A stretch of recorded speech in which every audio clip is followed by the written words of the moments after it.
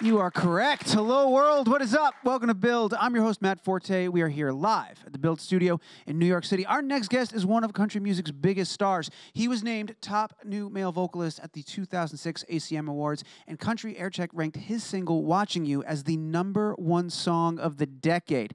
It's been a little more than 7 years since his last big record, but with the latest release, Caught Up in the Country, there is no question that time was well spent. Folks, put your hands together. The great Rodney Atkins is sitting right here. How about that? Come on. Wow. Wow. Thank you.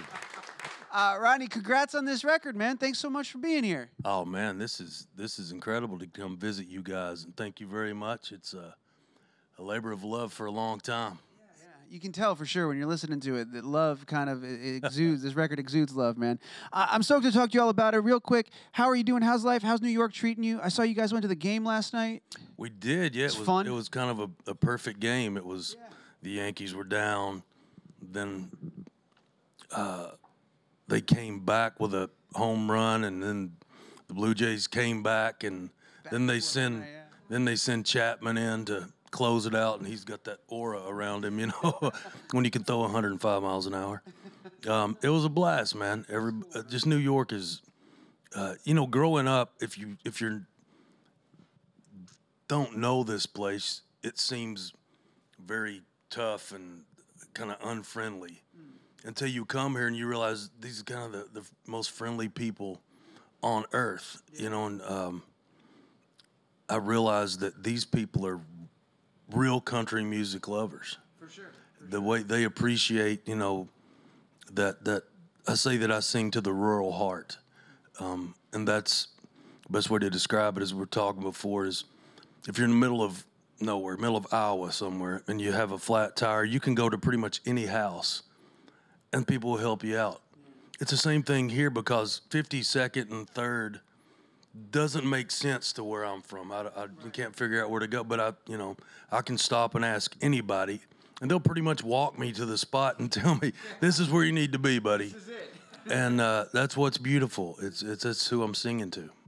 Well, I'm glad you're having a good time here. Let's dive in a little bit. I mentioned briefly in the intro that it's been a little bit of a break between your last record and this one. I'm wondering why now, especially hearing how many of these songs you've been working on for years. You had the ideas years ago. Why now was the perfect time to you to put this record out, tidy it up? I don't know why now. I was finished. That's a great answer.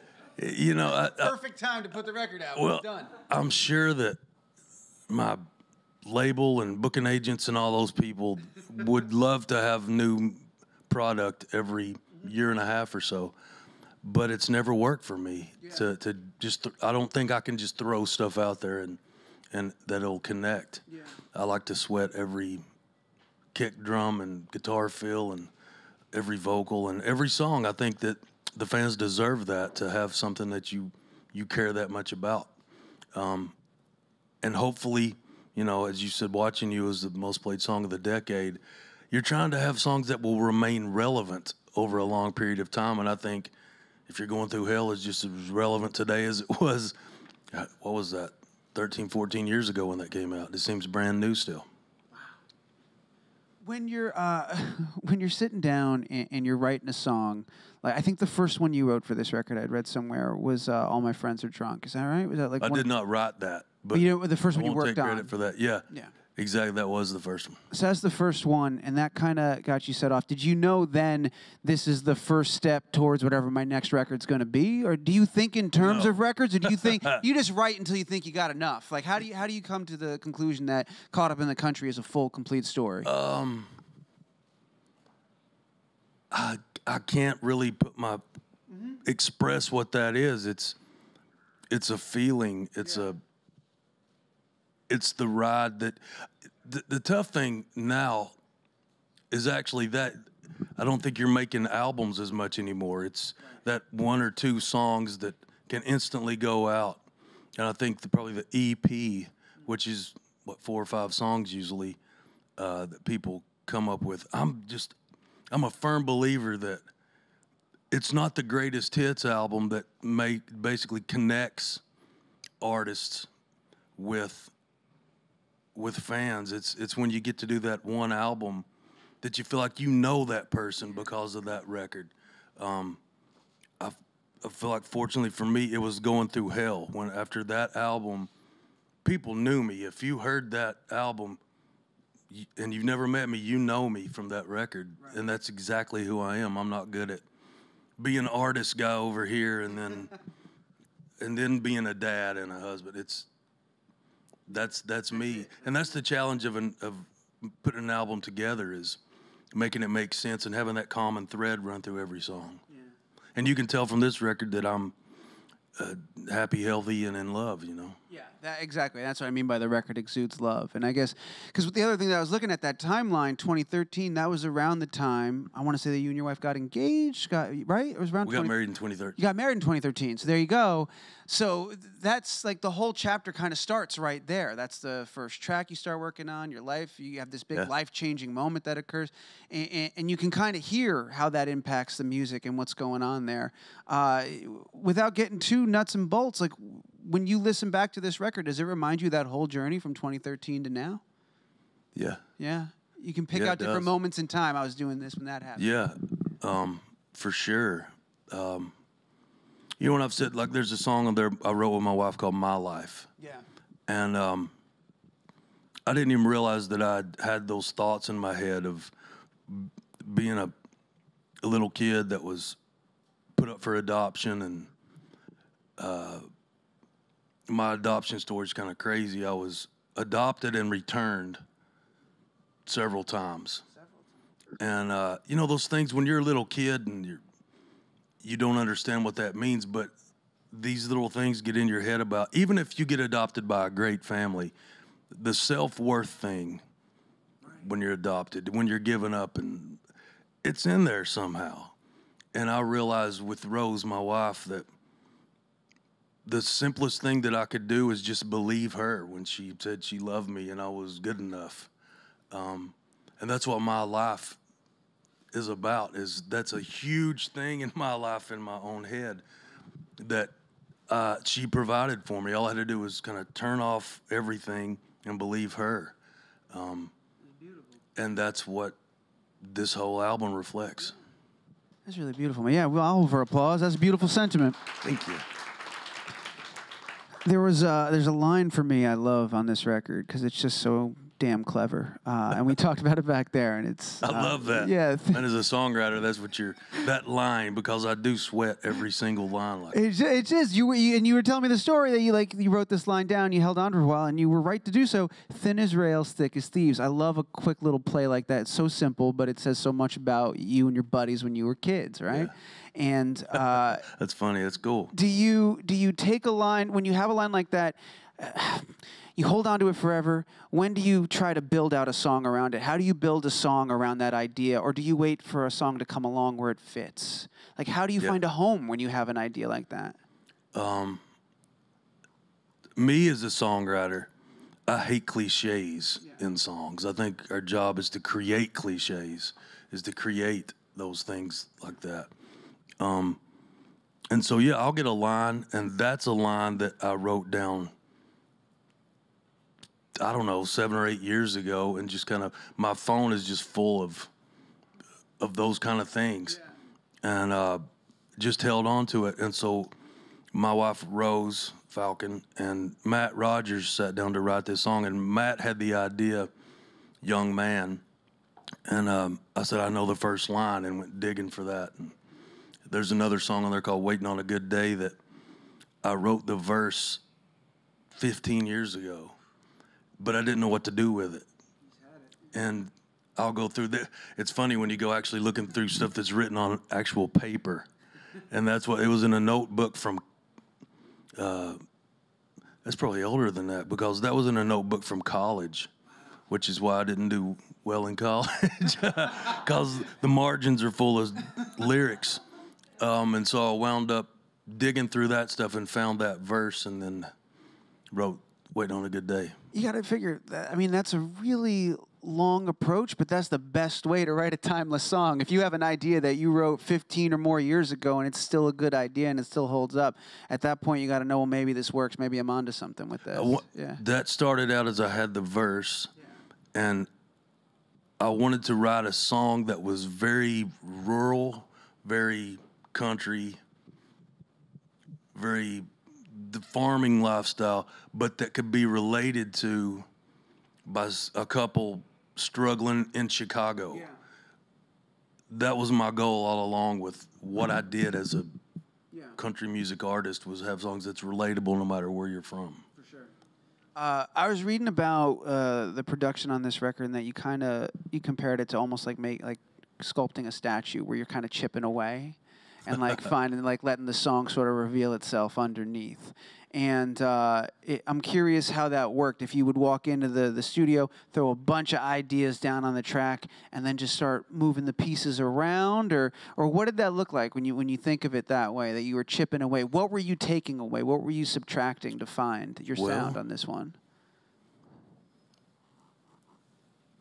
I'll tell you what happened on this record is I discovered this little gadget called most guys like gadgets, you know. I discovered this thing called a MIDI guitar.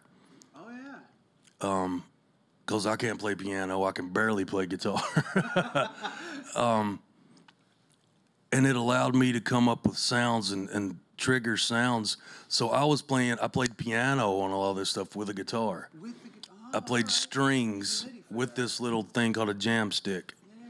Yeah. And I just loaded it up because you start going down that rabbit hole, man, and you're just, I can play a symphony, and that's what would happen. Yeah. And it would just be full of stuff, and then I realized, okay, I'm not hearing the lyrics anymore. And so I start pulling stuff off of it. There's a song called Figure Out You, Riddle, and it was unbelievable. It was like a movie soundtrack. And it was just ridiculous. It just went too far. And so I wound up going in, and like you say with the statue, you're just chipping away, figure out what doesn't need to be there so you can see it. And I wound up just playing acoustic guitar on that song, and then I heard the lyrics, and I just left the strings at the very last chorus, just a touch of it. So that's why it takes 7 years to make a record. There it is. You needed that time to figure it out.